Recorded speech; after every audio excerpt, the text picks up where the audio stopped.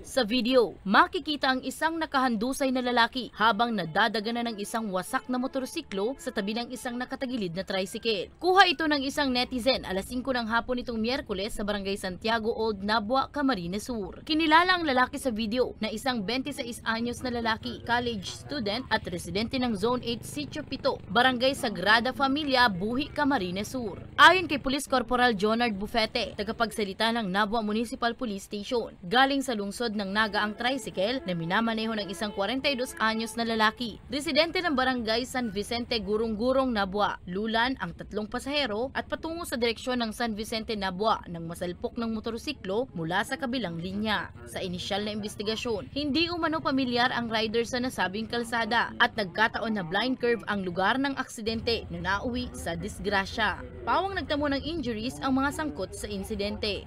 Trinay pa man pong iiwas ni tricycle yung kanyang sasakyan, pero talagang kinain na ni motorcycle yung linya niya. Kaya po nagkaroon ng banggaan, and sa pag-iwas po ni tricycle, yun nga po natumba yung tricycle. Lahat naman po, ma'am, dinala natin sa hospital for proper medical treatment.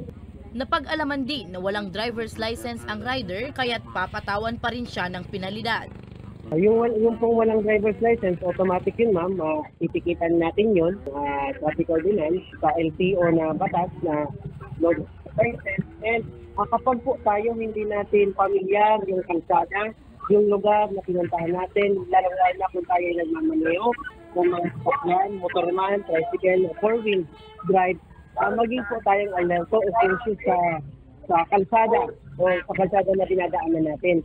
Lalong-lalo na po, sabi ko nga, kung hindi tayo pamilyar. Kasi nga po, ito yung nangyari, hindi pamilyar si rider na may blind curve pala doon sa lugar, hindi niya na-anticipate, kaya po, nabangga niya, nakuha niya yung kabilang linya. Samantala, nagkaroon na din ng pag-uusap ang bawat panig at hindi na sasampahan pa ng reklamo ang rider matapos niyang akuin ang pagpapagamot sa tricycle driver at mga pasahero nito. Para sa mga balitang Tatak, Bicol, Danica Garcia.